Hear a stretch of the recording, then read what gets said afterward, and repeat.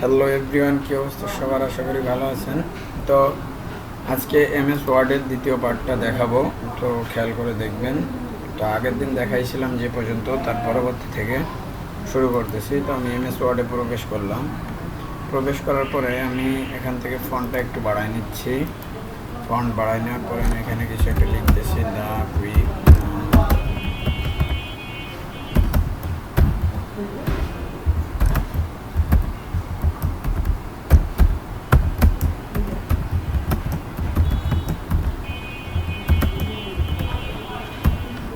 আচ্ছা, আমি একটা ওয়ার্ড লিখছি, the quick brown fog jumps over the lazy dog. এটা আপনার ইংলিশ 26টা ওয়ার্ডই আছে। তো আপনারা এখানে হয়তো দেখতেই পারতেছেন ইংলিশের কোনো ওয়ার্ড এটাই বাদ নেই।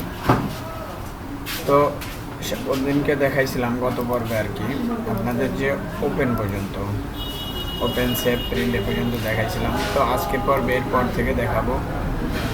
তো প্রথমে আছে দেখেন বোল্ড, এরপরে আপনার যে প্রথমে আমি পার্ট করে দেখাই। এখানে আছে প্রথমে কাট, কপি, পেস্ট, দেখছেন বিভিন্ন অপশনগুলো আছে।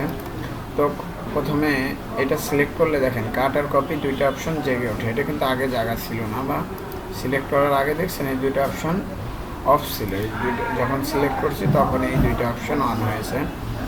তো এখানে কপিটা হলো কি, যদি আপনার একটা ডকুমেন্টস বারবার প্রয়োজন হয় সেক্ষেত্রে আপনি কপি করবেন। আর কাটটা হলো কি, যদি এই ডকুমেন্টসটা এই জায়গার দরকার না হয় বা অন্য কোনো জায়গা দরকার হয় সেক্ষেত্রে আপনি কাট করতে পারবেন, মানে মুভ, এক স্থান থেকে অন্য স্থানে স্থানান্তর। আর কপি হলো এই স্থানেও থাকবে, অন্য স্থানেও চলে যাবে। তো এরপরে যেটা আছে, আমি ফরম্যাট পেইন্টার একটু পরে আসতেছি। তো কাটের কিবোর্ড কমান্ড হলো কন্ট্রোল এক্স, আর কপির কিবোর্ড কমান্ড কন্ট্রোল সি, আর পেস্টের কিবোর্ড কমান্ড কন্ট্রোল ভি, আর সিলেক্টের কিবোর্ড কমান্ড হচ্ছে যে আপনার কন্ট্রোল এ। তো এরপরে এটা আছে হলো বোল্ড, ইতালিক, আন্ডারলাইন। এখন আমি এখানে আরেকটা কিছু লিখি, ধরেন 0172142752 এটা আমার নাম্বার। তো এটা আমি সম্পূর্ণটা উঠাই দিলাম। এখন এই জায়গায় যে ফর্মুলাগুলো আমি ইউজ করছি, এটা আমার এইটাই ইউজ করা দরকার।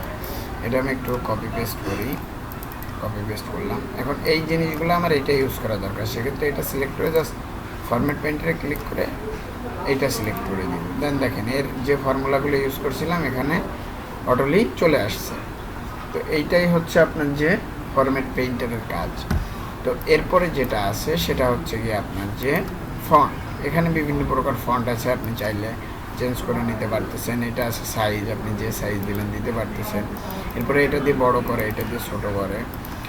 তো এরপরে আছে আপনার যে এখানে সেন্টেন্স কেস আছে, দেখেন প্রতিটা ওয়ার্ডের প্রথম অক্ষর আপনার, মানে ওয়ার্ডের প্রথম অক্ষর, লাইনের প্রথম অক্ষরটা আপনার বড় আছে। এরপরে লোয়ার কেস দেখেন সবগুলো ছোট আছে, এটা সিলেক্ট করে নিতে হবে। এরপরে আপার কেস দেখেন সবগুলো বড় আছে। এরপরে আছে আপনার যে ক্যাপিটালাইজ কেস, দেখেন প্রতিটা ওয়ার্ডের প্রথম অক্ষর বড় আর বাকিগুলো সব ছোট, ঠিক আছে। তো এরপরে এটা দিয়ে হলো আপনার যে জিনিসটা মাঝে নেয়, মানে সেন্টার করে। এরপরে অ্যালাইন টেক্সট রাইট, এটা মানে একবারে ওই কর্নারে নিয়ে যাবে। এরপরে এটা হলো আপনার যে জাস্টিফাই, ঠিক আছে। তো এর আগে যেটা আছে এটা হলো আপনার যে শেপ, এটা হলো আপনার যে কালার।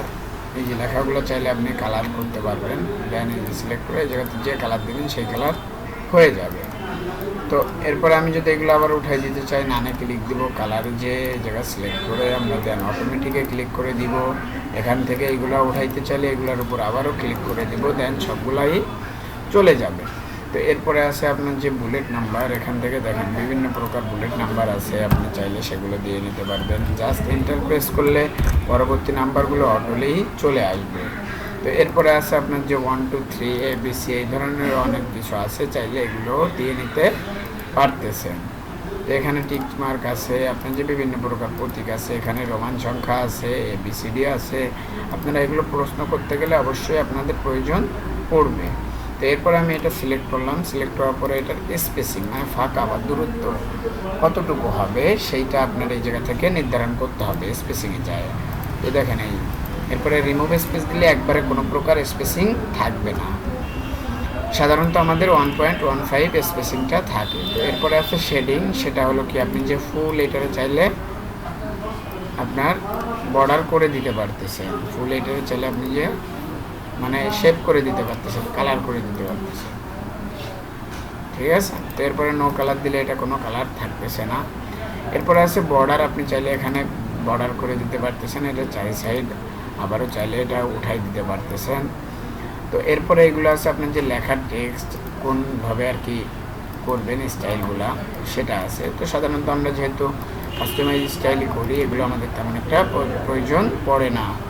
তো এরপর যেটা আছে সেটা হলো আপনার যে স্টাইল চেঞ্জ, ফন্ট, তারপরে কালার, এগুলো আমরা এই জায়গায় দেখছি। তো এখানে এরপরে চলে যাব আমি ফাইন্ডে। ধরেন ফাইন্ড অর্থ কি, খোঁজা, কোনো জিনিস আপনি খুঁজতে যাচ্ছেন। যেমন ধরেন আপনি এখানে ফক্স লিখছেন কোথায়, এটা আপনি পাচ্ছেন না, এখানে তো একটা লাইন আছে, সেক্ষেত্রে আপনি দেখতে পারতেছেন, অনেক লাইন হলে তো আর দেখতে পারবেন না। তো ফক্সে যে নেক্সট ক্লিক দিলে দেখেন এই যে ফক্সের উপর একটা মার্ক চলে আসছে।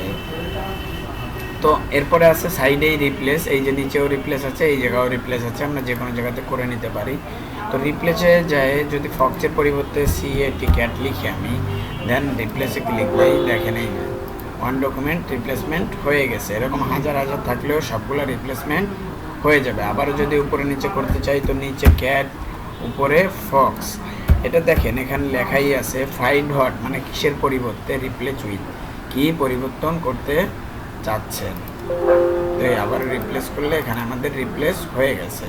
তো এরপর একটা আছে গো টু, সেটা আপনারা ফাইন্ডে যে ওই যে গো টুতে যাইতে পারতেছেন।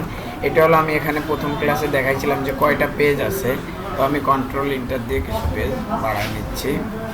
তো এখান থেকে ধরেন আমি 5 নাম্বার পেজে যাব। তো এই জায়গা যে আমি জাস্ট গোতে ক্লিক দিয়ে যদি 5 লিখে দিই, দিয়ে গোতে ক্লিক দিই, দেন এই যে 5 নাম্বার পেজে চলে আসতেছে। তো আমার এখানে 3টা পেজ আছে যেহেতু, সেহেতু 5 নাম্বার পেজ শো করতেছে। এই যে চলে আসছে, দেখেন এই যে 1 নম্বর পেজে চলে আসছে। তো আজকে এ পর্যন্তই, আপনারা হোম মেনুটা ট্রাই করবেন, দেন কোনো সমস্যা থাকলে অবশ্যই বলবেন, আমি পরবর্তী ভিডিওতে দেখাই দেওয়ার ট্রাই করবো। তো ভালো থাকবেন, পরিশেষে সবার সুস্বাস্থ্য কামনা করে এখানেই বিদায় নিচ্ছি। আল্লাহ হাফেজ।